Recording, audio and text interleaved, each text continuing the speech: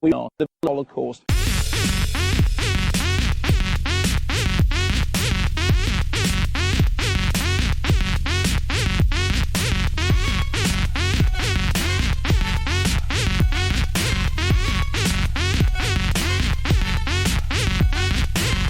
Welcome to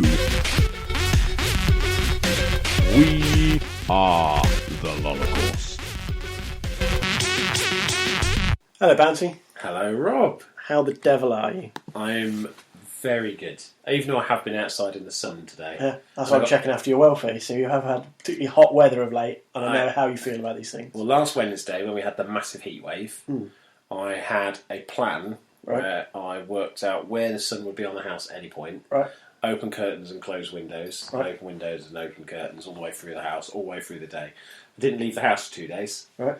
I just stayed and regulated the temperature. Right. And every night I had a shower, cold one, which apparently is a bad thing to do in the heat, because it closes your pores up, which is not good, because then you keep sweat trapped inside. Yep. So you should have a hot shower on a hot day. And then laid face down on my bed with a thin blanket across my midriff. Right. To protect my modesty if my housemate got drunk and walked into the wrong room. Right. Opened all my windows wide and lay face down naked. Spread eagle on a bed. And I got through the heat wave. Well and then we had 110,000 lightning strikes. Yeah. Which was incredible, frankly. Well, did it wake you up or did you sleep? No, I slept through it. Fuck's sake.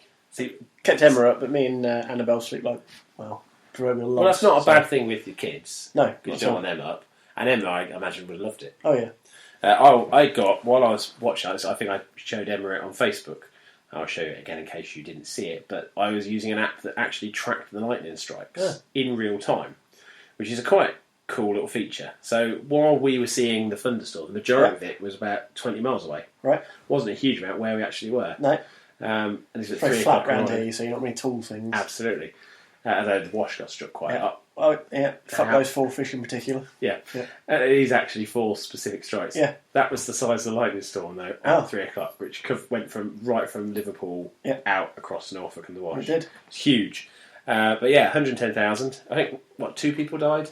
Brecon Beacons, I think, yeah. Which, frankly, that's quite good going for 110,000 lightning strikes and only 2 people dying. And they were pretty much together anyway. Well, I suppose if you look at it that way. And if they were hiking at 3 in the morning, serves them right.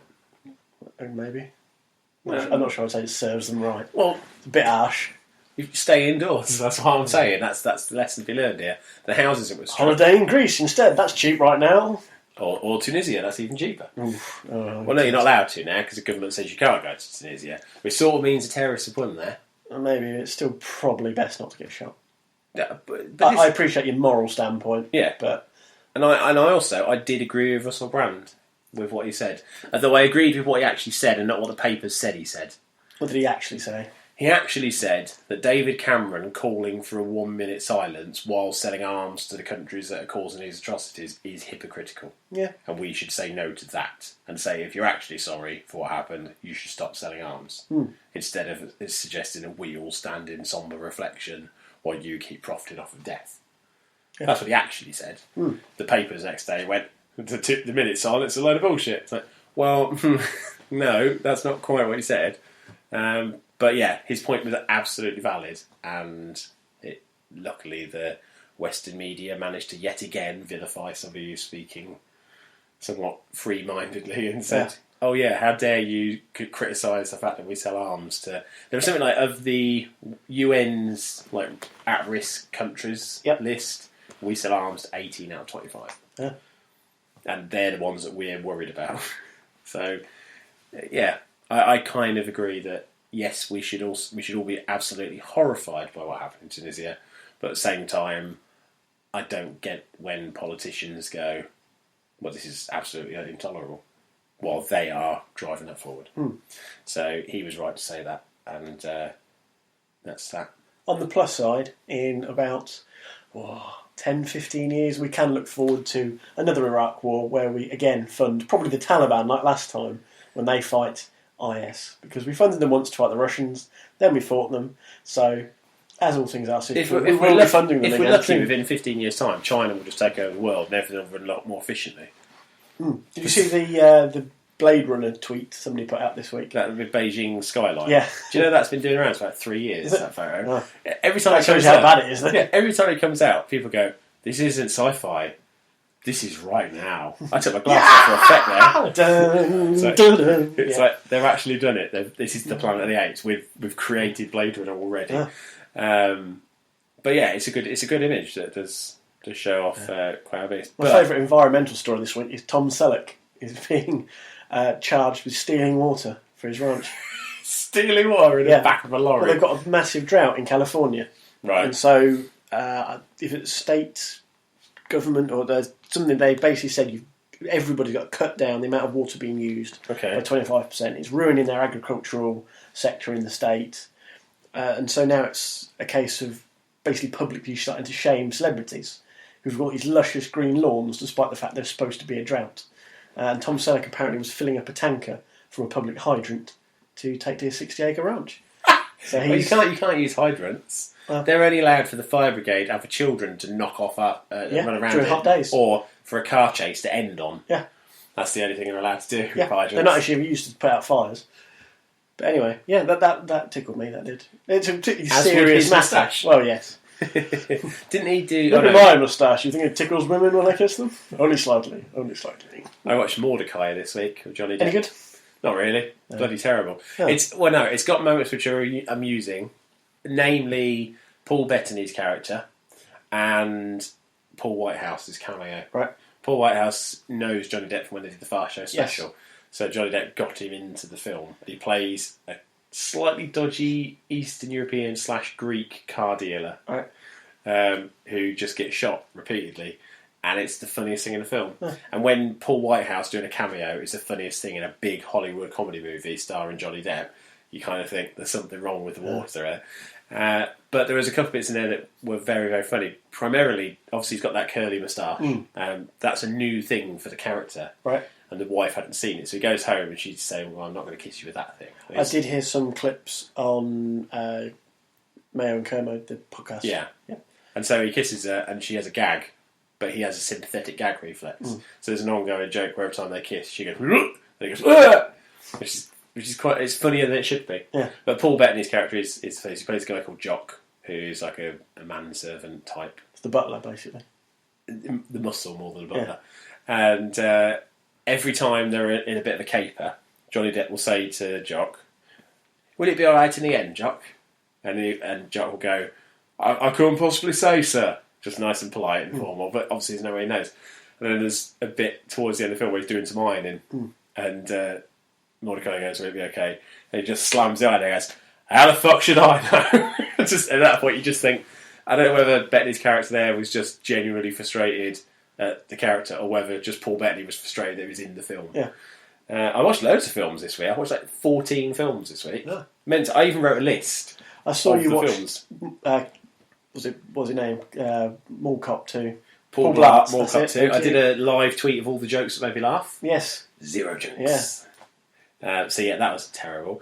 I don't know why you put yourself through that. Because I like to criticise things once I've seen them. Yeah. I like the first one. I like to criticise things without seeing them. Paul Blart 1 was Die Hard in a mall, but funny. It was a really funny little film. The trailer undersold it then, clearly.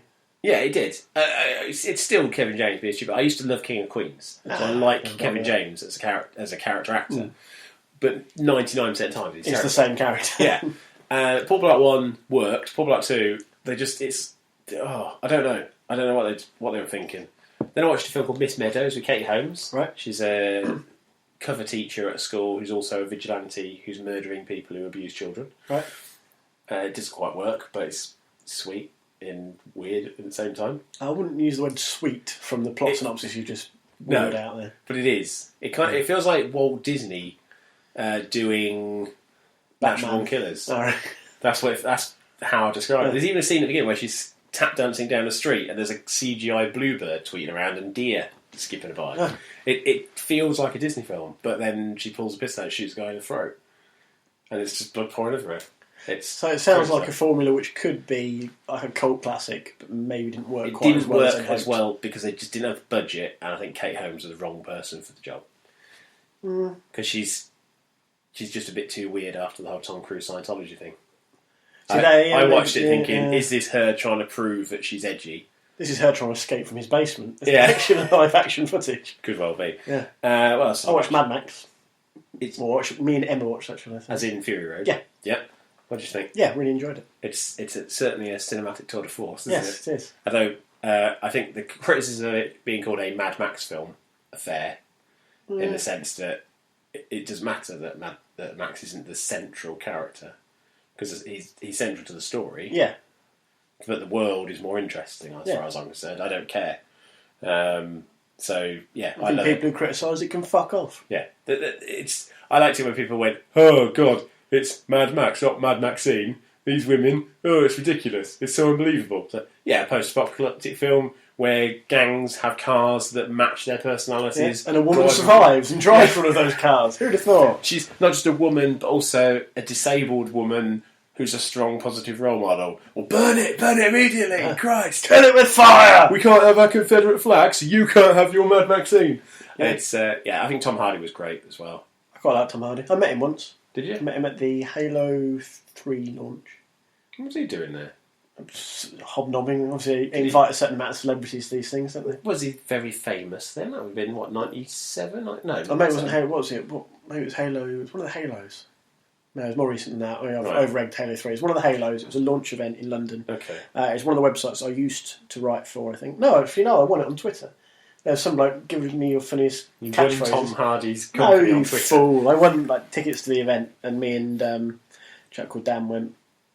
And there was a team of gamers. The big central event was a team of gamers versus a team of celebrities. The celebrities were Jason Bradbury, who, he likes his tech, he likes his games. Rio Ferdinand, who, to be fair to Rio Ferdinand, he has talked about he likes his games here and there. More of a casual. And he's got hands. The pop star, what was his name?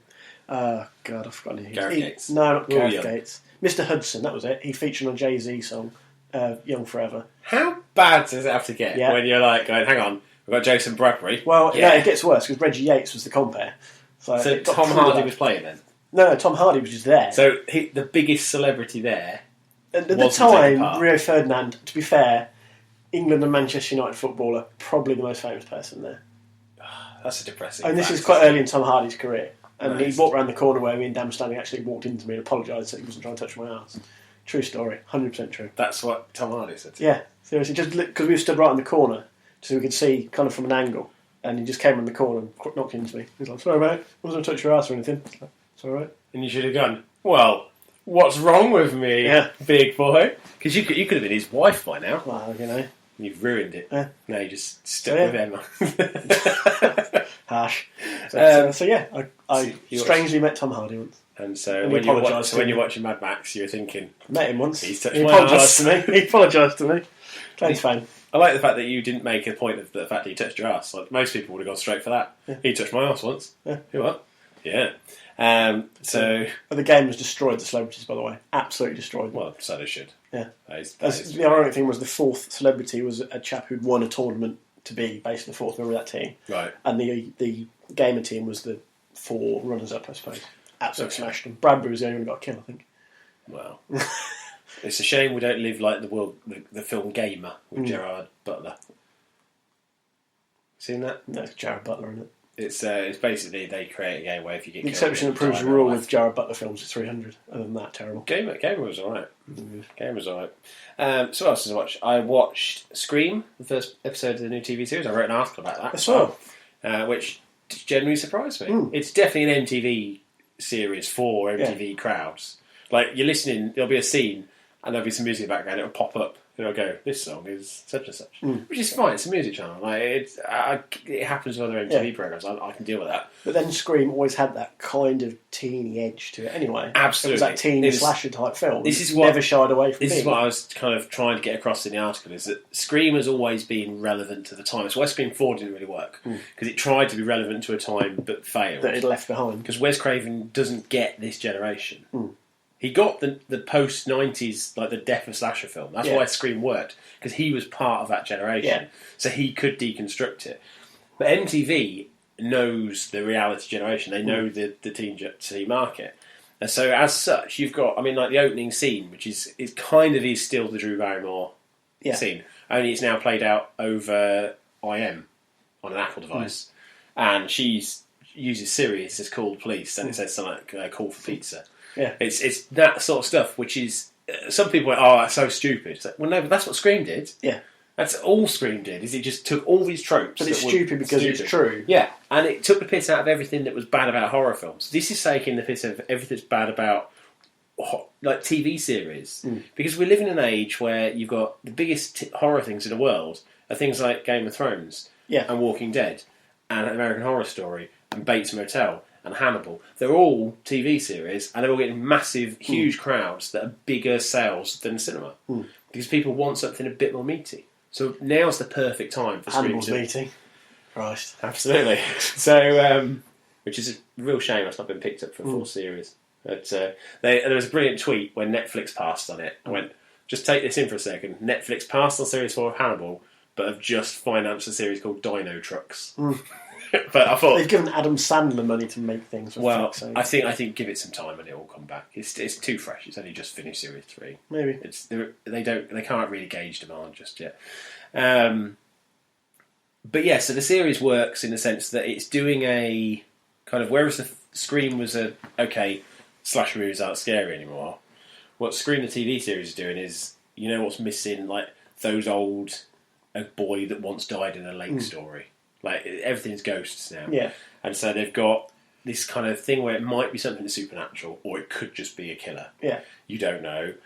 Everyone in the town seems to be part of some sort of conspiracy. Yeah. It's got a lot of potential. I'm not saying it's going to be great, because lots of series start off with a really great pilot and then completely drop off.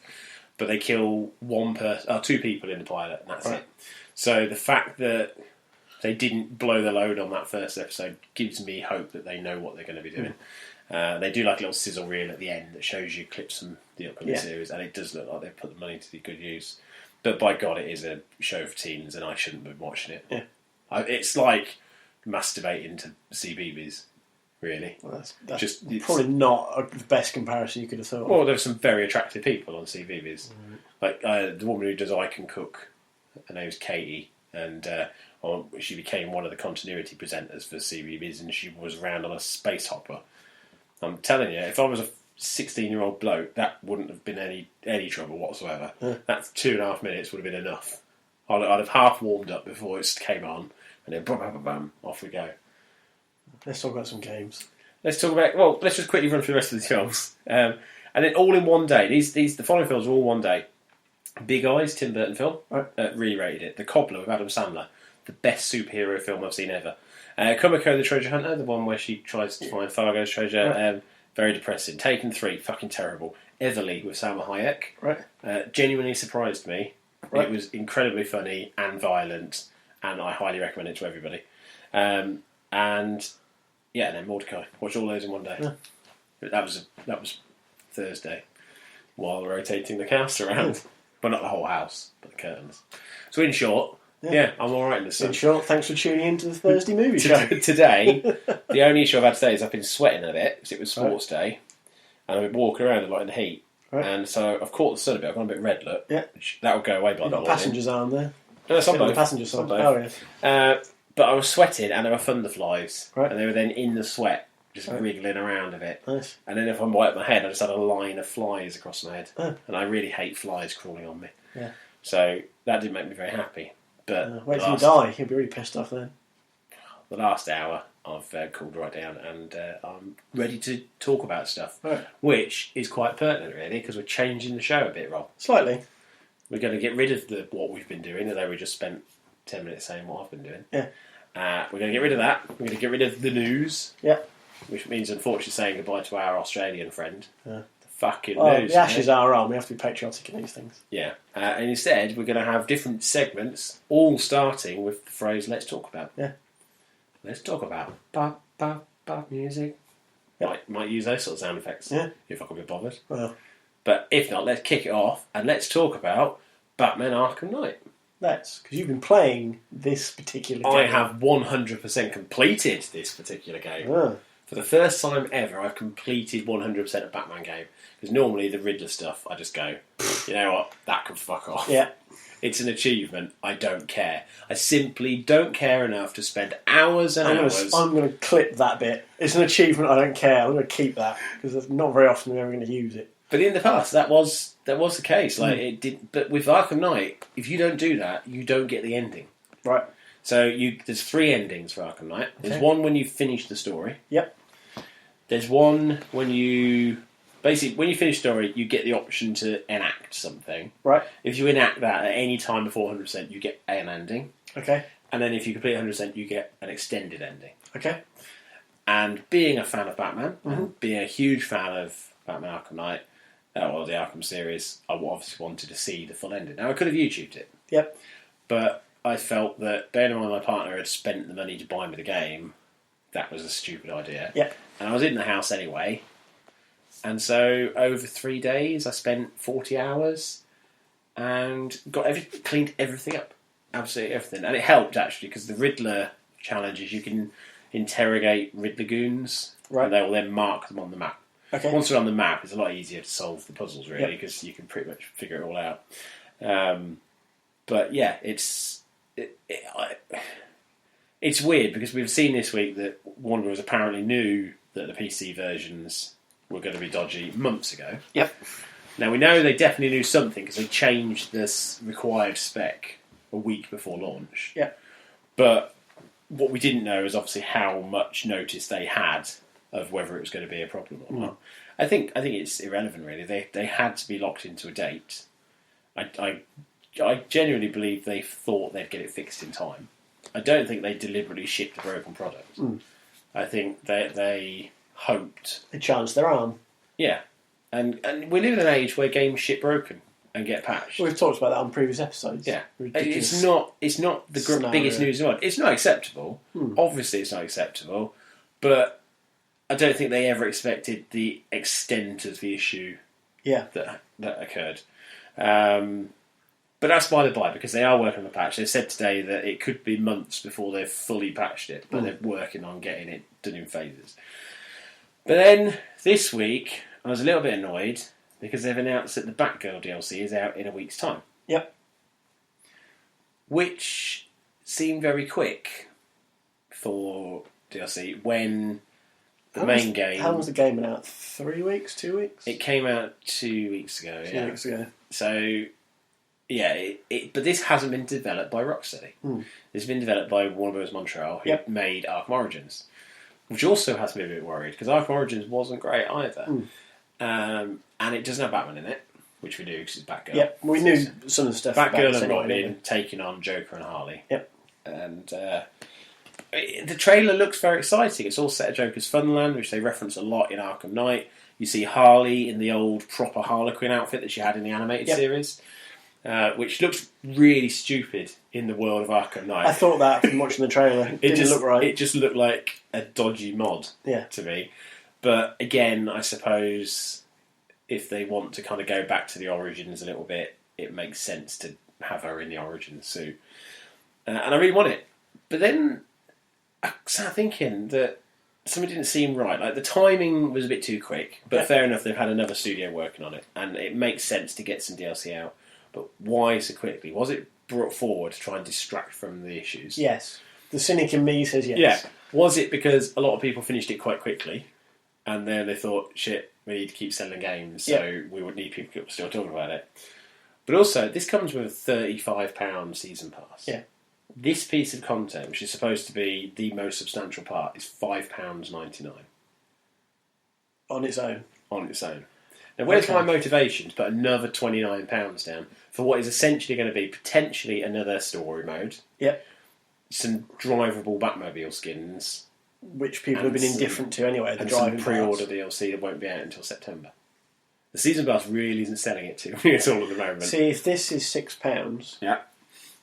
Let's say the whatever comes in September would probably be roughly the same then. Yeah. If this is the cornerstone piece. I just don't think there's a saviour. I think the season pass is just paying in advance for this one. Yeah. And I'm quite happy to just buy it as I go. Because £6 for DLC, that's fine. That's a good price. If this is the cornerstone and that's £6, buy this on its own and then just see what comes along. And exactly. Now, I don't know whether this was intended on being £6. I don't know if this was originally going to be like 15. Yeah. And then again, they've gone, we really need to do something. So we've got this substantial piece of content that's a good backstory for a character that people like. Let's put it out really cheap because that'll get us a load of good press. And again, it's cynical. I know it's cynical. But with everything else that's going on, it seems a little too good to be true. And if you've paid the £35 now... Yeah. I know. And this is the thing, like, if it could be that actually they're going to put out 10 story modes. They've said that the Season Pass will have more villains invading Arkham City, which doesn't include in that pack at all. So if that's the case, it could be that Mr. Freeze comes back, or that you have anybody else who wasn't in the main game. I won't talk about who wasn't in the main game because that sort of spoils it. Yeah. But if they are going to, there is an option on the menu which is Arkham Stories, which I'm guessing that's where all the DLC is going to sit. So if that's the case, if everything comes in and there's about 4 or 5 hours of gameplay in each one, and they each are about £6 each, and they do 5 of them, then that's £30. Yeah. Fair enough. But they really need to now start announcing what else is coming to this Season Pass. Because with Lego Batman 3, they announced everything that was coming in at Season Pass. Yeah. And then added more to it later. You still had the value, but then they went, actually, we'll also chuck this stuff in. With this, because we don't really know, it's difficult. This is what we were saying about Destiny last week. It's all right them saying, when you see what's going to be in this, you won't mind paying for it. Yeah. Well, just show us what's going to be in it then.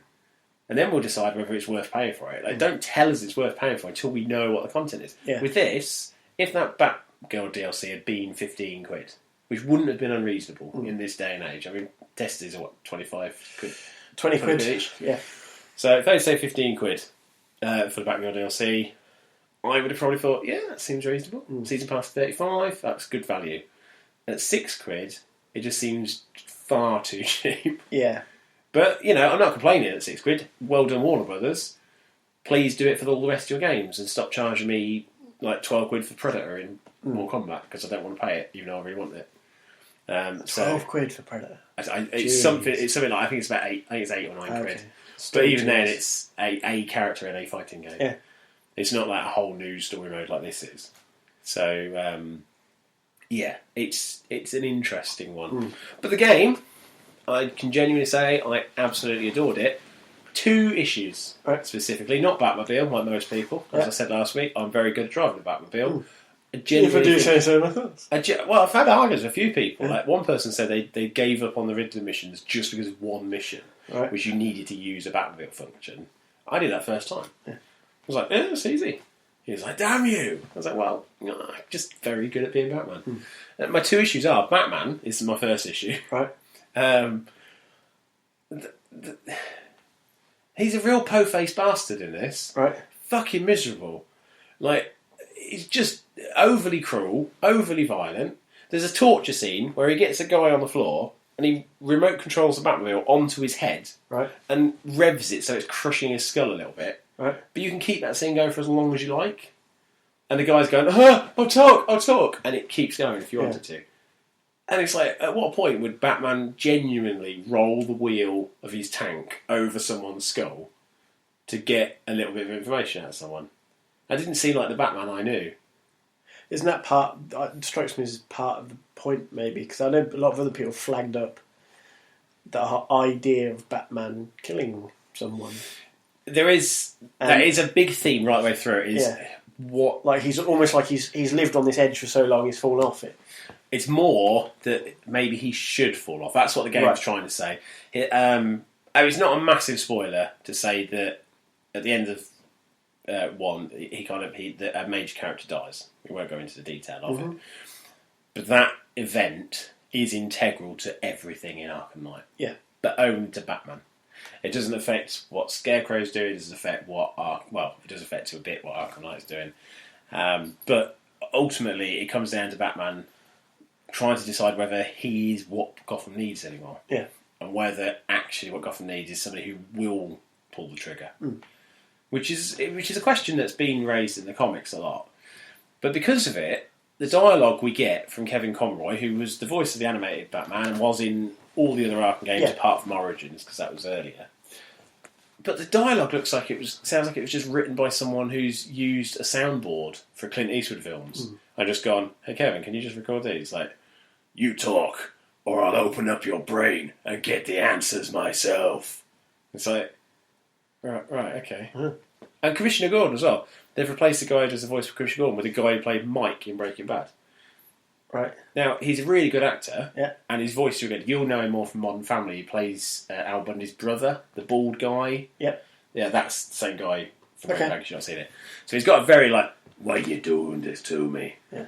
And it's kind of, he feels too much like, it's too much like a Sin City cop. Right. It doesn't feel like Commissioner Gordon It's anymore. like the Christian Bale Batman voice gone mad. Yeah. Well, no, he doesn't do Batman, he's just doing Commissioner Gordon. No, just but in again, it general. feels like that. Yeah, it just feels too much like, oh, let's put this big name in there. And then they've got the guy who was in Fringe, among other things, as Scarecrow, who's genuinely creepy as well.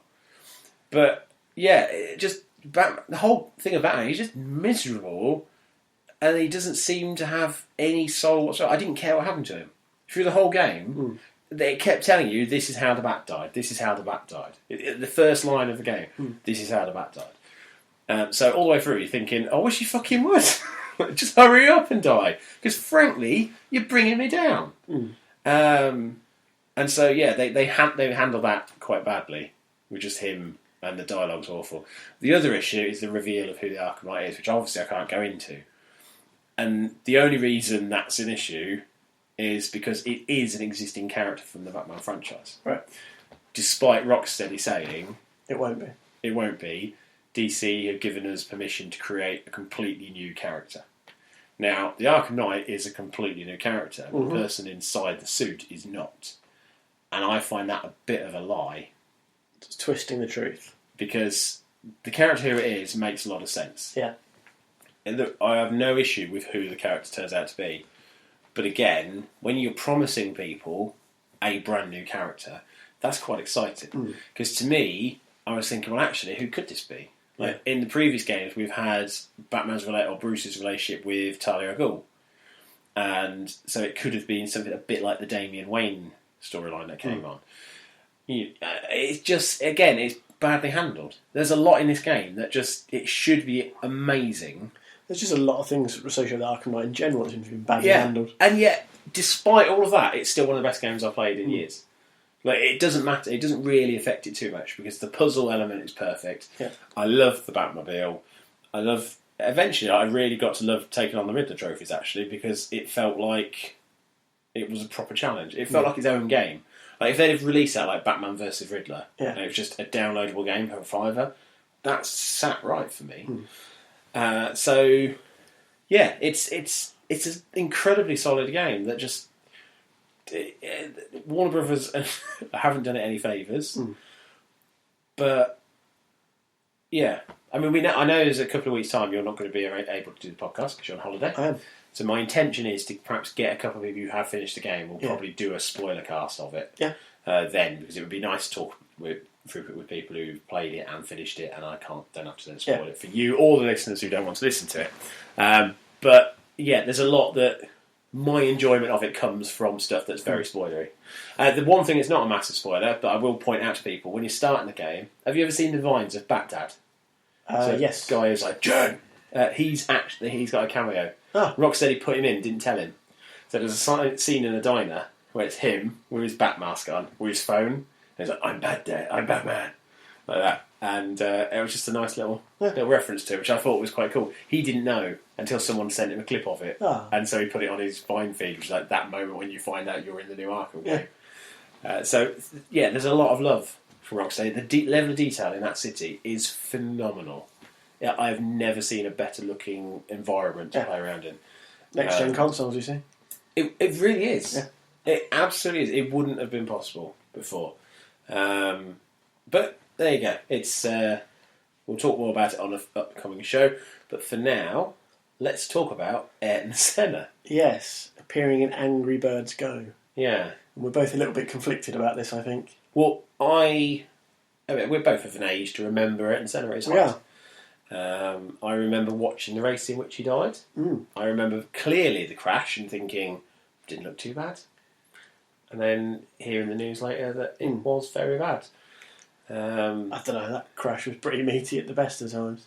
Well, not compared to the one the day before. That I think it was an Australian guy, was it, where it almost destroyed his car. Oh, yeah. I mean, really, Senna's car was still pretty intact. It was more the impact of his head that did the work. And of course, the amazing documentary centre as well, which, if anybody hasn't seen it, you really should. Definitely. Especially now the filmmakers released their Amy Winehouse biopic as well. But it works because you don't have to be a fan of Formula 1 to appreciate Senna. No. It's an incredibly well-made documentary. It certainly is, yeah.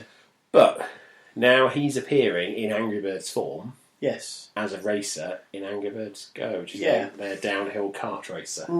Now, we do know this is funding the Ayrton Senna Foundation, which is very good and very charitable cause. Yep. Angry Birds does make a lot of money, so it will make money for the cause. Yes. But it's a bit weird for me. It's a bit weird for me, but as I said to you before we start recording, this is also the day and age where Johnny Rotten advertises butter, Audrey Hepburn advertises chocolate. I think Steve McQueen was involved a few years ago in a Ford advert, or the image of Steve McQueen. It's kind of like that bizarre, slightly sickening... I mean, this isn't selling the game, because the game's been out for ages, so it's not like they're doing it and sending out Angry Birds. Yeah. But I also have an issue with the fact that Angry Birds, by their very definition, crash and die. Which just seems a little bit too close down. But also, surely there are plenty of living racing drivers they could have used that would have been as important. Probably not Michael Schumacher, because despite living, that's still a bit odd. But you could have had, you could put in Mark Webber, or you could have put in even Lewis Hamilton. I mean, as long as he's not talking, it'll be fine. But instead, I mean, Ayrton Senna is a legend. I mean, he's an icon of motorsports. And by definition alone, if you were to name a Formula 1 driver of all time, most people probably would think of Ayrton Senna. But how many kids know who he is? Like, this is a kids' game. Is this aimed at the parents? Because that's the other issue I have. Is the parents are the ones who are going to potentially spend the money. But really, are they really going to sit there and go, hey kids, that bird's based on one of the greatest Formula 1 drivers ever. He died though. I don't want to go into the details of it, but you can play with him and drive him down here. I don't get where the market is for this. Right? It's an odd one. It is, just in general. Yeah, it's a very strange, very very strange. I don't know. I mean, hopefully it makes a lot of money for charity. Yes, but that's the major upside of it. Yeah, you go well, but that's another thing that I sometimes have trouble being happy with. Is like comic relief or children in need. It's like that's for charity. It's like, that's not a byword. That shouldn't excuse something that's shit. No, it's like, oh yeah, you've got to sit in a bath of beans. It's for charity. I could just give £10 to charity. I don't have to sit in a bath of beans. No, we must both say that we haven't played this. Yes. We've just seen the report of it, because I think the news broke today. Yes. No, yesterday. It was yesterday. But we're just basing this purely on the concept of... It's just a weird thing to introduce into this particular game. Yeah. I think if it was even a DLC character, say in F1 2015, which is absolutely, that would make sense. Because you open it up then to Senna, you might have Alain Prost, Nigel Mansell. As far as I remember, they did do in one of the Forza games Ayrton Senna livery. They did, or the Senna Foundation livery, but they didn't go so far as to put him in as a raceable opponent, because they've done the Stig before. So they could have gone that far where you're racing at his lap time. I mean, that would have been a cool feature for motorsports fans, but it would also be a bit weird if you had ended up on the same track. I think it's just because of the nature of the game, as much as anything, is what makes it slightly odd. And yet, do you know what? If they would say that they were completely remaking Ayrton Senna's Super Monaco GP2, I'd be all over that. Yeah. I'd love it. But again, it's like I say, it's a character, it's a celebrity who kids won't know who it is. And it's a game which people who would know who he is would probably never touch. So whether they're just trying to get motorsports fans into playing Angry Birds Go... But surely a fair few adults played Angry Birds. Angry Birds, yes, but not Angry Birds Go, because it's not very good. Maybe. But we will find out how well it does, I suppose. Time will tell. Time will make us out to be fools or not fools. Probably fools. Now, let's talk about PewDiePie. Yeah. He's made a millionaire! Yeah. Well, he's been a millionaire for a while now. How much did he make last year, Rob? In the region of $7 million, apparently. Put your finger up like Dr. Evil. I did watch Austin Powers $1 million. on TV. The first one, which is still funny. Still funny. Not Second as and funny. third one don't hold up as well. The first one holds up relatively well. The second one, up until the end of the Jerry Springer thing, nothing's funnier on film ever. That is, for me, I've never laughed as much in the cinema I was watching that. I'm watching it again recently. Yeah. I got your hood. I got your hood. The was world good. is mine, you fuckers. World is mine. Do love that. But yeah, 7 Orange million. sherbet. Never Yeah. fails. And my favourite scene in that whole thing is the guy who gets run over by the steamroller, and then they do the bit where they go and tell the family. Yeah, that was good. Just amazing. Anyways, Max PewDiePie. Because The bit that made White me laugh Lies is when he collects his stuff from Cryo. yeah, Swedish Penis Enlargers and Me by Austin Powers. This is my bag, baby. Everyone fits a laughter. yeah, it was a very. It does hold up well film. with family. I was talking actually about Mike Myers today because he's made a documentary, but he hasn't made any films for a long time. Not since The Love Guru. I wonder why. I mean, he's done the Shrek films, Yep. obviously, but in terms of live action films, he hasn't. Hmm. And I did think that was quite odd, really, when you think about how many shit comedy films come out. That maybe, Like The Love Guru. maybe the time's right for him to come back and do a new. Because he did like the Wayne's World revival for Saturday Night Live. Hmm. I think there's still a market for that. I think there'd be a market for another Austin Powers film. But Yeah, the danger, we kind of mentioned before, the danger of going back, especially things like that. if in a post Kingsman world, Yeah. if they were to riff off of things like the Bourne Identity, Hmm. and Mission Impossible, and the Skyfall, and those sort of things, there's a new modern world of spy movies to riff off of. Yeah. I think they could probably do it. But anyways, Anyway. PewDiePie. Do you see how little I care about PewDiePie making $7 million? We just moved on to Austin Powers with that. It's breath. well, he's made a lot of money, and a lot of people seem to have an issue with this. Yeah. Jealousy, I guess, is the big Yes, thing. I'd say so. I mean, I'm going to put one statement out there. He's made all of his money by ad revenue. Yep. And sponsorship because he's creating content that people want to watch. Yeah. How can anybody criticise that? No. Shall we move on? Yeah, let's move on. Let's talk about Destiny, something that's cheered us both up this week when we could find out finally what Bungie have promised us. Now it's Bungie Day this week, Yes. where every year they do special events, they have giveaways, special armour permutations. What did we get?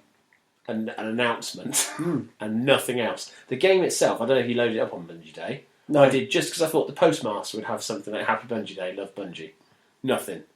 No, nothing on the title screen. No message at all in the game. It was almost like Bungie Day wasn't a thing outside of their website, where they announced what we are going to get. Now, we were told that when we find out what year one adopters are going to have, Yep. we will all be very sorry that we criticised them for the Taken King. Yep. Tell us, Rob, what amazing possibility have we got ahead of us? Assuming you unlock all of the challenges for year one, which you Yeah. still have 2 months to do, may I add, Yep. you'll get... Wait for it. Should we do a drum roll on the table? No, because it well, I'm doing it. It's for a dramatic effect. Come on. yeah, but Work it'll with me, also work with me it'll here. spike the audio. Well, But carry on. yeah. They've ruined time, won't they? You get an emblem. Now, these are You get essentially... an emblem. It just goes onto your name tag. Yeah, pretty You much. won't see it unless you go to the menus. Unless you inspect that person, or if you're in a fire team with them when you're in orbit, it's in the bits on the top right. So fucking stupid. I mean, the thing is that And you can do it now. You can buy the game today and get the year you one got- reward. that's why 2 Because months. it's within 2 year months to one. do those bits. Some of them you will need a fiery team for. You've got to finish the Crota Raid on hard, Vault of Glass on hard, things like that. But the only challenge in there which is really scary, difficult, I would say, is the level 35 Prison of Elders. Which I've got no chance of getting. Because and I'm talking to Synaptic Fair about it. He plays quite a lot, or he did. Like me, he's kind of on a bit of a break from it at the moment. But he said it's just absolute clusterfuck in there. So it's just chaos. But other than that, everything is definitely achievable.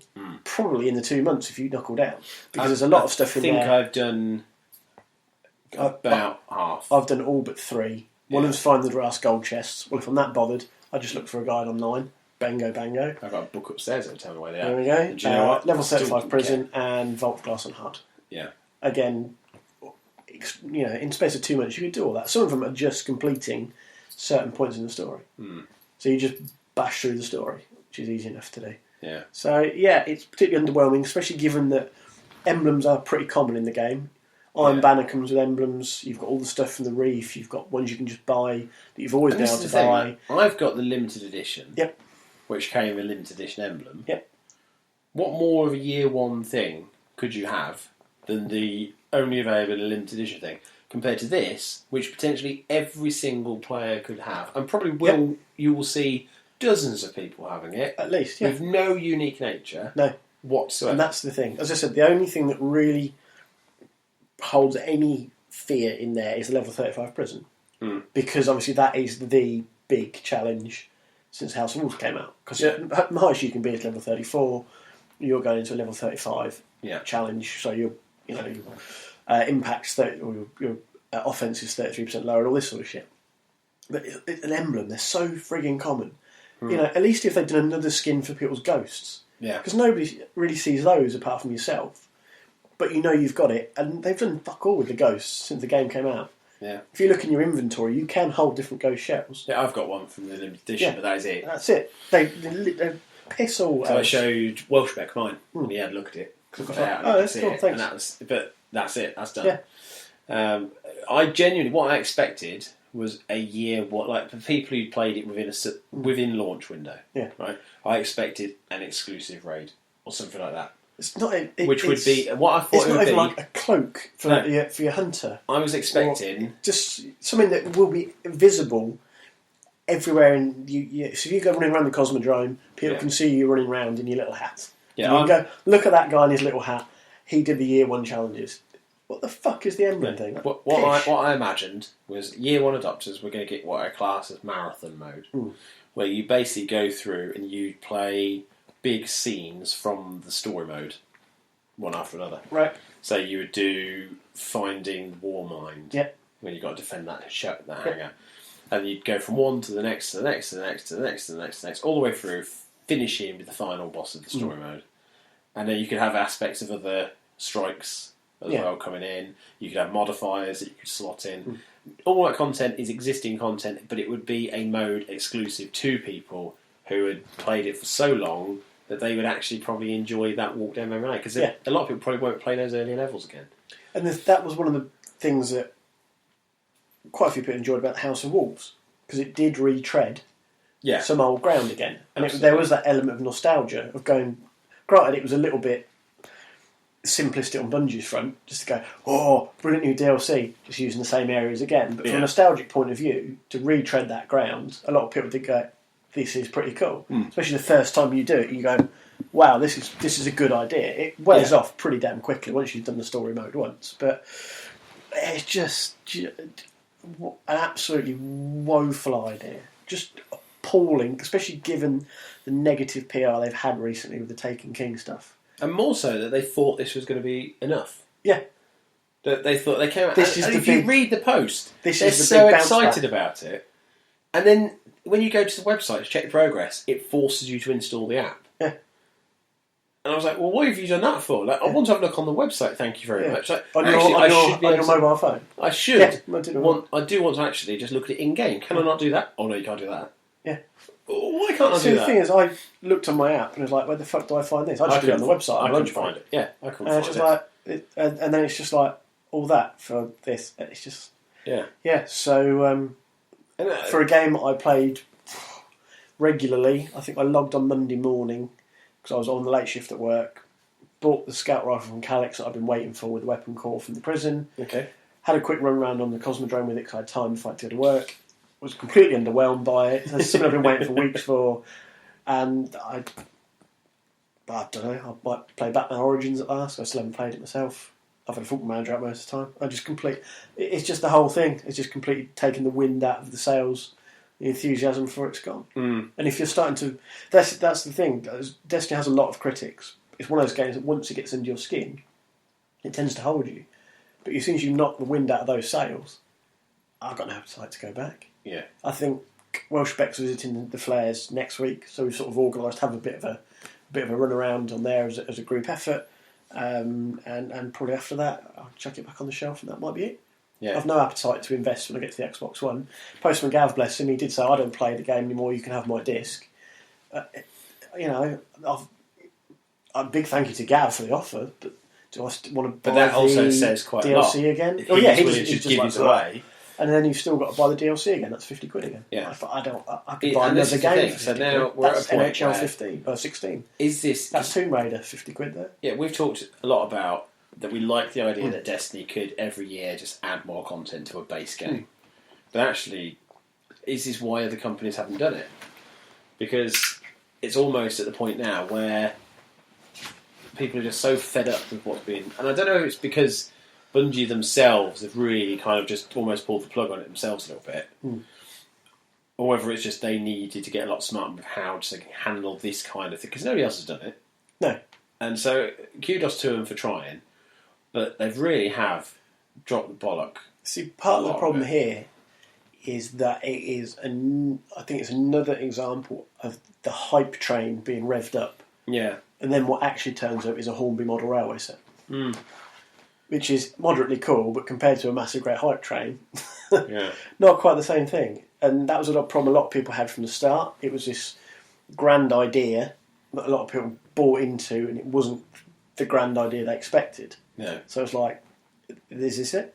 And then we're on that road again. Yeah. Year one, massive reward for everybody who's adopted early. This is it. By the way, everybody's still got 2 months to do it. Yeah, you can buy the game next month and still What can you get the game for an hour? Tenner? Probably. I said there's no reward. That's the point. There's no reward. Yeah. It's just an ego thing for people who have gone above and beyond. And, even then, that isn't that. But you know, but surely, if you're aiming at completing level 35 Prison of Elders will give you something anyway. Yeah, you get to go to the that's Trials of Osiris, isn't it? Mercury. You get just the I suppose the end of 35 rewards that you can then get again in the next week. But you'll week. Potentially get an emblem, or you could get a shader, or you could get something. Sorry, I'm overcomplicating what you're saying. Right. Yeah. So what I'm saying is, if you've done all those things, you've already got something that most people won't have. Potentially, yeah. So it doesn't matter. You don't need that little emblem because you've already got other ones for doing different things. But then it's the same with Iron Banner. There's emblems there. You have to do a certain amount of stuff in the Iron Banner to be able to buy it. And what gets me is, as you said, you've got the people who've invested all this time in it, and that's going to be the reward. And there's literally people who've invested weeks of their time, and granted, they knowingly do so, they actively do so, they want to do so. Yeah. But it's kind of like, don't spit on the cupcake and call it frosting. Absolutely. And that's what this seems like. It's like, thank you for investing in our cupcake. We'll give you some awesome frosting for investing. There you go. Eat it, you bastards. Yeah, also I'd have liked a rollback option where you can go back to the time when the Dark Below first launched and you've got the Crota's army invading the areas. Because that's something Bungie said, you had that and a few more. Well, yeah, but why can't we have that? I'd like that back. I liked it when I went around the thing, because I think, if I remember rightly, Eris Morn, who was an NPC merchant that came with the Dark Below, was still handing out bounties related to killing swordbearers. Absolutely. They may have patched that since, but it's kind of like... It's still there, because I have to do the Fist of Crota, and then I do where you go into the thing and you see a little ceremony, and I kill him, and then I exit out, and I go through, and I kill him, and I exit out. And the same with killing Thrall. I'd use that mission, because you get a lot of everything in one short section. But that's the point, like, all of those bounties, then you have to kind of circumvent the game itself to get anywhere near what it is, because once you actually go through that section to fight the Fist, there's not much there, because the fight's over quite quickly once you're at high level. Like, this is a 5-hit kill if you've got a good enough gun. And I can put it on hard mode, but then if you die, you reset your progress on something. Yeah. So, it's... I don't know. I like Destiny. I like it a lot. I've had a checkered history with it, as everyone knows. But I am not very impressed with their love. And like I said, the whole Bungie Day, not doing anything for Bungie Day, was a genuine shock. As I said, the problem you've got here is you're knocking the wind out of the sails. And I've very much had that the last few weeks. Yeah. I mean, they needed something to pull out of this nosedive, because, yes, the Taken King is big new content, but it's also very expensive. And it was very poorly handled. Yeah. And The it problem doesn't matter is- how good that is. It's like Arkham Knight. It doesn't matter how good Taken King is. It's been tarnished already. Exactly, yeah. Now, Warner Brothers... When your first impression of something is poor, Yeah. very hard to get the polish back on Yeah. it, to rebuild that. The only thing they could do that would make it workable, really, would be to halve the cost of the Taken King as digital. Sell the disc version with all the content on for your original price. People will be annoyed that they're getting cheaper, but fair enough, it's an end Game of the Year edition. But if you sell that content for £20, make it the same price as every other update that Destiny's ever had, I think straight away people stop having that level of annoyance, because they'd think, well, actually, what am I paying for? Because as we said before, the Taken King is the base pack. Any extra content on top of that is going to be extra expense.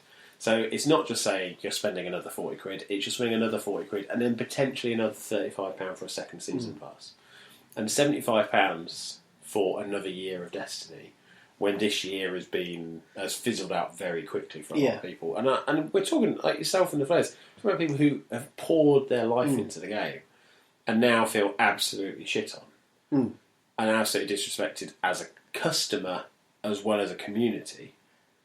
Yeah. You know, yes, there will be people, as Flair said, there will be people who will throw the money at the limited edition versions and stuff like that because they want it.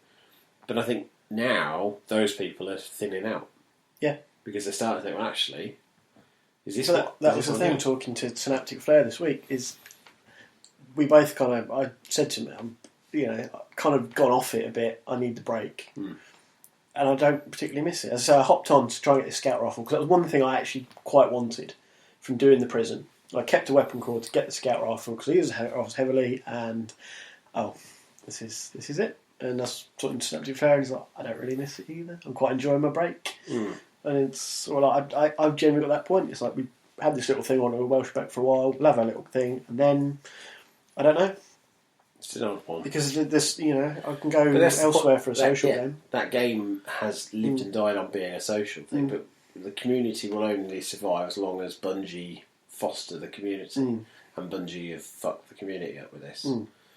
And so, it'll be interesting to see what happens. I mean, like I said, there is still content to be announced for the Taken King. There's still stuff that we don't know, but they really it needs to be something substantial. It needs to be 20 hours of single player story mode for a start. It has to be comparable with full retail release. You can't just say, right, there's another 4-hour campaign and some multiplayer stuff, because that's not £40. But I'm not enthused with confidence that will happen when they are selling the standalone digital copy for £20. So I think we're getting the same sort of boat. Yeah, we'll see. But also what annoyed me this week is, I don't know if you've watched Arrested Development. I love Arrested Development. That's obviously David Cross. Yep. Tobias. David Cross is brilliant in anything, but I think the best he's ever done is being Tobias. Even in Curious George, the movie, as the son, he was brilliant. He was brilliant in Alvin and the Chipmunks as well. He was the only reason I watched the sequel. They've announced a fourth one of those. Really? Which is... Annabelle sometimes watches the new cartoon series on TV. Alvin and Chipmunks, the road trip. What happens on road trip stays on road trip. But David Cross doesn't like he's going to be in it. And he was brilliant in Kung Fu Panda as well. He's amazing everything. Small Soldiers as well. Great in that. But anyway, sorry listeners, I love David Cross. He also did a show with someone else. The guy who played Saul Goodman, Bob Odenkirk. Him and Bob Odenkirk did an amazing stand-up comedy sketch show, which barely anybody saw. It's coming back there to Netflix. I'm very excited. And Brian Posehn, who, if I showed you a picture, you know exactly who he is. He's most well known for being in a Sarah Silverman show. Right. He's a very big, very fat, hairy comedian. But I love this. It comes up, the thing he'll be most known for is Fantastic Four: Rise of Silver Surfer. Right. I'd take issue with that. I wouldn't say that's what he's most known for. But let me find a good picture of it. There we go. So that's him there. Oh, yeah. You know the guy? Yeah, that sounds nice. If you're listening, Google him, and then you'll get the same effect that Rob just did. But both of those were hired. They write comedy together quite a lot. They were hired to punch up in there. Yep. I guess he's just tart up in our language. The script for The Ghost, which is what we call the Dinkle Bot. Yep. And And so they wrote a jokey, referential script that was written from the point of view of a gamer. So it was taking into account the history that these ghosts would be aware of. And then Bungie used none of it and chose to go, that wizard's from the moon. Yep. Or, oh no. We need to kill those fallen. It looks like that I have tripped an alarm. I'll work faster. Like, you're a fucking machine. Always look for an alarm first. I would have given any. I'd give 40 quid for them to put that content back in. Let's get bloody whatever his name is. Peter Dinklage. Peter Dinklage, yeah. There's a clue in Dinklebot, isn't there? Yep. Get him back in and get him to read some new dialogue. Oh, I don't understand what Bungie are doing. They have a story mode, then they strip the story mode out. They have a darker ending, they strip all of that out. They have the Dark Below stuff as part of the main game, but then take it out and put it as DLC. They have a really good script for the Dinklebot, and then decide not to use it. They have a great community, and then they decide to give you an emblem to say thank you. I think Bungie are taking a piss. I genuinely feel they're at a point where they just think they can do whatever they want and get away with it. And I feel like right now, going upstairs and taking the Destiny disc out of the drive and doing a Wii on it. But I do know it'll take me an hour to get loaded back up again, and I don't want to. I don't want to give them the satisfaction. But yeah, it's... I don't know, I like Destiny. Why do Bungie have to be so idiots about it? So, well, happy Bungie Day, Bungie. You've upset us both. We're now quite depressed. Yeah. We need a day out. You do. So let's talk about... A day out? I didn't really notice right there. I was giving you the chance to say. I love your face, mate. But they can't see the face. Yeah, I should have periscoped this. And let's talk about the MGPX. MGPX, the Mature Gamer Podcast Expo. Yeah. Where I've been asked to co-host a live show again. Yeah. So reason to talk about it, you vain bastard. No, I'll talk about it because we're going. Yeah. That's why we're talking about it. And because any of our listeners who might want to go, we've got some news that might make them want to park some cash and drive along. Yeah. Because actually, the fact we're going, that should be enough of a reason. Yeah. Because you've tried. If you give us £10, Bouncy will shake your hand. Yeah, I advise washing your hands afterwards. Shake the hand of a Bouncy ticket. Yeah. You have to make a donation through the website, not to Kevin Steve. Yeah. Just have to give us a tenner and then Mark Brown envelope. Don't do that. We don't. If you want to buy us a drink, that'd be fine. Maybe we'll buy you a drink if you turn up and say hello and you like the show. That'd also be cool. But no. So we're going to MGPX, which is in Peterborough on the 18th of July. It's a Saturday. At the Brewery Tap, which is about 5 minutes away from the railway station. So if you live anywhere near the Great North East Railway, you'll be able to get a train straight to it, pretty much. East Coast Main Line, Peterborough, out the station, cross the bridge, basically there. Yeah, you can see it from the station if you stand at the right If you have good eyesight. Yeah, and if you're going to the station and you're not entirely sure where you are, if you message us, we'll come fetch you. And we'll do that. Kevin Steve won't. They'll be doing sound checks or like drinking with people because they owe people drinks. But we're going to go, and we need one person to join us on a pub quiz team. But more about that in a minute. Right, so if I can just work out how to use Rob's trackpad. There you go, Rob's did it for you. I had a meeting with Kevin Steve on Sunday. I've told Rob about this already because I didn't want to just go half-cocked on this. It's like us to be half-cocked. Well, it is like MGPX to be half-cocked. Oh. This has been something that, as a group, we were very disappointed with last year because we felt that we'd let the community down a little bit. And that's why I'm going back, because there's nothing more important to me than the MGP community other than normal. Your CV for Bungie is really going up right now. But yeah, so basically what we decided was it was really important to have a kind of a running plan for the day, but also to make sure that people who have put the effort in and helped out also get as much focus as the live show element. Because before it's been, come along, play some games, we'll do a live show, then play some guitar rock band. No, that's pretty much it. Yep. So this year, doors open at 1 o'clock. Now, if you're an exhibitor, you can get a bit early. For people listening to this, they're probably not listeners. They're probably not exhibitors. But we'll be there before 1, so if you arrive before 1, let us know, and we'll just go to the pub with you, because we haven't got to set anything up. From 1 o'clock, there'll be retro gaming, courtesy of Ding Dang Do. No, not Ding Dang Do. What is his name online? His name's Dean, but he's not Dean Dang Do. He's someone else. Okay. But I can't remember. Anyway, Dean will be setting up some Dean retro has set gaming. up some stuff. Other people have joined in as well with it. So there's multiplayer gaming, high score competitions. Last year there were prizes for the high score competitions. Dean puts a huge amount of effort into these. I really cannot iterate how much. Him and a guy called Simon are probably the two biggest driving forces behind this live show happening. And it's if you don't know that, then shame on you. Now you do. So they'll be running until 4 o'clock. When Kev, Steve, Anna and I will be doing MGP Live. Rob will be in the crowd with a lighter at certain points, helping prompt applause whenever I say something funny, make sure it stays quiet when everybody else does. That works. Yeah, don't worry about that. Okay. And Can't just boo randomly. you can if you want. Every time Steve coughs, Boo! just clears his throat. Boo! So we're Fucking boo! we're going to be arguing cases for the best franchise in entertainment. Mm-hmm. So we're all going to stand there, and it might be that we'll say, you know what, I think that Marvel is the best franchise in entertainment. And then we have to do a presentation and argue why. And then between the four of us, we'll do one each. Mm-hmm. And then we'll throw it open to people who can vote for whatever they want. So it might be one of our honourable mentions, it might be something that they really like. Vimesy I don't think Vimesy's going, but he might put a postal vote for Firefly that then goes in the box. Yep. And then we will announce the winner of that after the raffle. Now, the raffle is very exciting, Rob. Yep. The raffle every year is probably the most surprising thing. Because Steve, predominantly, writes emails to companies going, we're doing a live event, can we have some free stuff? And they go, yeah. This year, they've got copies of Borderlands Handsome Jack Edition. Mm-hmm.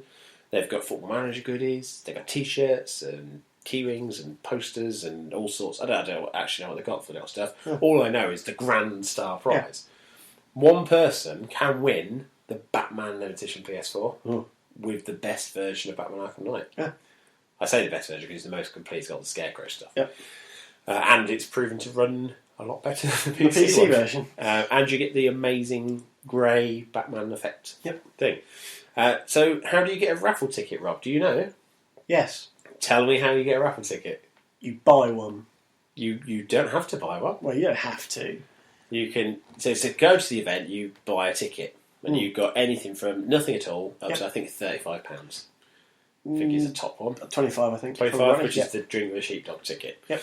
Now, if you buy a £25 ticket, you get 25 entries into the draw.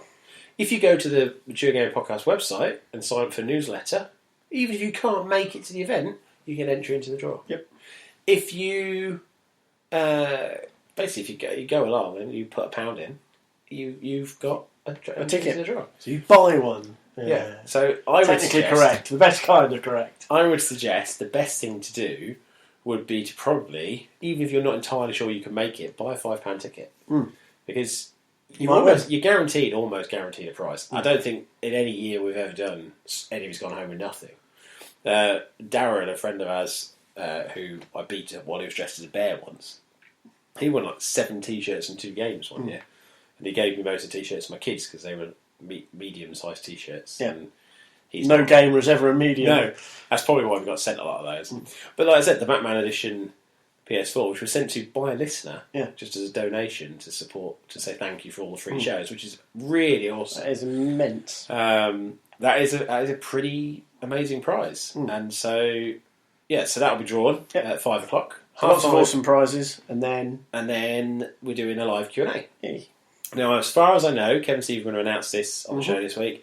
They want you to send in questions for the Q&A. I guess there'll be questions on anything. But get those in because it would be really good to have a list of questions that we can then work through. Because by now, most of the people in the room will be drunk and not. Have you got David Dimbleby asking the questions and portion out who the first person to answer should be? Usually, there is somebody who stands up and holds a microphone and helps out. So I dare say we'll get a volunteer. But if not, if you want to be David Dimbleby, Rob, I'm sure I can swing that for you. I'll be David Dimbleby. You can be the question master. I'll be the question master. You can be Richard. Can I bring a special helmet where they can't see out of with horns on when you have to answer? If you like. So I'll read the question, I'll put the helmet on Kev's head and he has to answer. Or just and then move 2 steps forward and climb the dragon's back. A foam brick where you can only answer the question while you're holding the brick. So that'll run on for about, I'd say, half an hour. And then there'll be a break for food. Because they do lovely Thai food. They do lovely Thai food there. And at 7 o'clock, Dean again, bless him. is going to be doing a pub quiz. Now, I have messaged Dean, because Rob did point out that if I just go ahead and say, yeah, we need 5 people for a team, aim and shoot, that's Dean's online name, not Dean Dang Ding. Aim and shoot as in aim and shoot, not aim and shoot as in Eamon Holmes. Yeah. Eamon. It is Eamon Holmes. Yeah. But his Twitter name is @DeanP68, because his name is Dean, but I thought his name was Eamon for ages, that's why I got confused. So I said, how many people are on a quiz team? He said up to a maximum of 3. Right. He's not really that bothered. He just wants people to have fun. No, which is the right attitude. It is. So we might be able to squeeze 2 people into our team if 2 people want to be on the team. So like Postman Gav turns up. So we asked him how many people there should be on a team, and he says, I'm not really that bothered. I just want people to have fun. Now I'll have more fun if we've got 4 people on our team. Well, how do you work that out? What happens if one of them is Postman Gav? 4 is better than 3. If one of us is Postman Gav, imagine if it's just Postman Gav. It'll be more fun if there's 4. You've just proven my point categorically. Like, if it's Postman Gav and someone else, it will be a lot more fun than if it's just What Postman happens if it's one of Gav's mates from the post office? Then we'll just have loads of Royal Mail stories and we wish they were sold off. Possibly. Anyway, and he said, so we've got a little bit of a preview for what the quiz is going to be about, so get boning up if you want to join our team. Good prize on offer.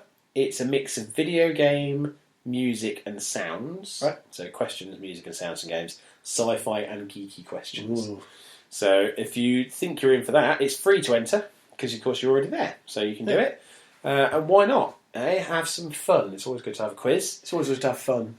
Absolutely. And more fun is more people. And then at 8 o'clock, I imagine the quiz will probably overrun slightly, because Dean's very organised, but there's always that one guy, isn't there, at a quiz.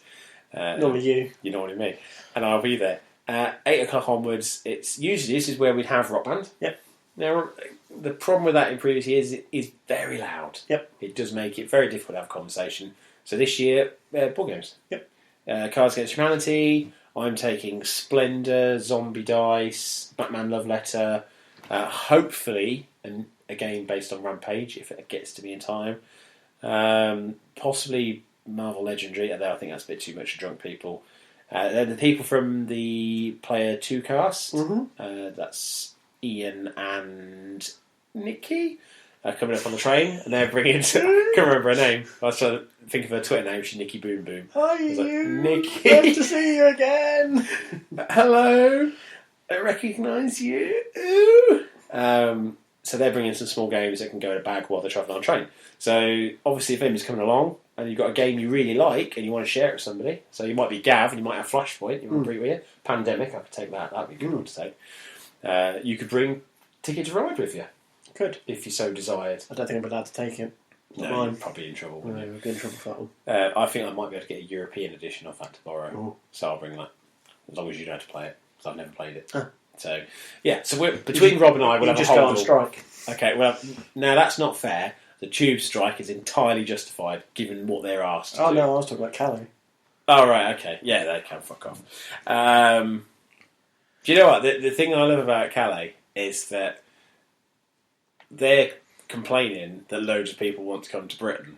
I've been to Calais. I didn't want to stay there either. Like, of course you would want to come to Britain. Why would you want to stay in Calais? It's a fucking off licence and a car park, and that's it. The locals keep setting fires to tyres. Oh, and it's always the farmers, the French farmers. There's no fields in Calais. Stop protesting there. I don't think it's the farmers who are protesting this Not time. at this time, no. It's just the French in general, the damn dirty fuckers. Anyway, so board games for a couple of hours, 3 hours according to the plan. Yes. And then after the board games, or during for some people, because they might not want to play Or the board before, games. you don't have to stay until the end. You don't have to stick to any The of this. door will be locked, you don't have to stay until the end. And then they go to Megabyte, which is a delightful burger joint. place that does pizzas and kebabs and burgers. Takeaway, just... Well, you can sit in. I always sit in when I go there.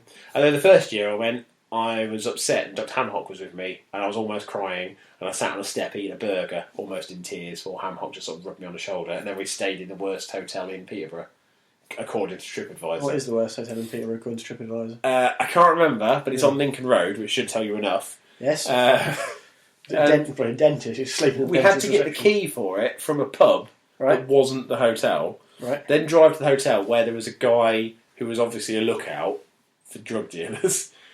And then we went to the hotel, and the reviews were like the beds were made of wood, and they were like kind of just slug against a wall with a mattress on. It was terrible. It wasn't that bad, but when we got from breakfast the next morning, there was nobody there. There was just a sign with "Help yourself," and the fridge was stocked with breakfast stuff, which was really weird. So do we wash our stuff up? Do we leave the washing up? Then we went to sign the guest book, but the string holding the pen to the guest book was too short to actually reach the end of the book. So Hampot got his own pen out and said, "You need a longer bit of string on the guest book pen." And after being sarcastic, left his laptop in the drawer in the bedroom. And he left, and he got to work the next day and remembered he hadn't got his laptop. I had to drive back to Peterborough and ask for it back. And red faces all round. It wasn't that bad a hotel, but it was in a very dodgy area, and it had some awful reviews. It was amazing. So, off to Megabyte. And then, so if anybody needs anywhere to stay in Peterborough... That's probably the best place. No, I think if there's a thing on the Mature Gamer forum, which is suggestions of where to stay. So go for that. Now, Rob and I don't think we are stopping overnight, because we obviously only live just down the road, and frankly, I'm afraid to sleep with some of these people around. Because, the bigger boys... The night buses are much less... You've not met the bigger boys yet, have you? There are bigger boys than you. The Shogun and... No, is Shogun coming, is he? He's now coming. I know originally once I confirmed I was doing the show, suddenly he was one of the people who came out of nowhere. He's bringing with him his mate Logan, and the guy who came in last year, whose name I can't remember, but they were all awesome lads. I mean, they're huge. They would kill me easily if they wanted to, but luckily they don't want to. Whittip, who listens to this, he came last year. I don't know if they're coming this year. I'd love it if they came, because him and his wife were delightful, although his wife terrified a lot of people. She's as frightening as Pumba. She's a contact sport lady. And she wasn't afraid to tell people that it's the age of a strong, independent woman. She's definitely a strong, independent woman. But lovely couple. And it'd be great to see them. Anybody who was there previously, anybody who wasn't there, anybody who listened to this and just wants to meet us and wants to have an awesome day, you really cannot do better. This is the biggest gaming expo in East Anglia. Which is quite a big thing. It's probably the only one. I don't know if there are other smaller ones, but given the fact that this is something that's local and it's friends of ours, and it's you listeners who listen to both shows. So come along. Let us know if you want to come along, and we will get in touch and make sure we meet up and do something awesome. And hopefully, I will have the badges made, because I'm supposed to have the Holocaust badges done, which we were going to sell for £1 for people, just so they could just wear something to say that they've donated. But it looks like they're not going to be done in time. So fingers crossed they'll be done for Eurogamer if not. And that's about it, really. Not much more I can say. If you want to find out more about the expo, you can go to maturegamerpodcast.com/MGPX, or obviously just follow them on Twitter @MGUKPodcast. Now, we're going to get off because we've done the show. That's been a good one. I like that new format. I do. It's a bit more... very succinct. Yeah. I mean, it's probably a little bit shorter this week because we've... it's just a quiet period. It is. It's quite a period for the gaming world. And the two biggest stories, pretty much Destiny and Batman, both of those are complaining.